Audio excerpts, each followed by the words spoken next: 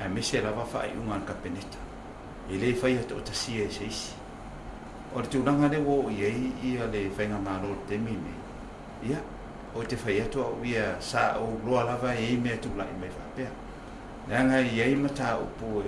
e onga sa tūla i mai te mina mato iei sa fina wina lava e le whionga te tai le oro i te mine ia e pea i le titilo le whionga sa whapito a mese por te tai marka peneta na i te mina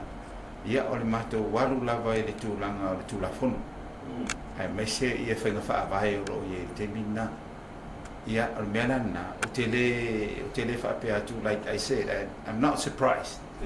o mea ia tūlai mai ai lau whionga e le uma mai mea o te loa lava e iei a isi mata o puonga tūlai mai tua ato le mea lea ia nanga leo tātou a mata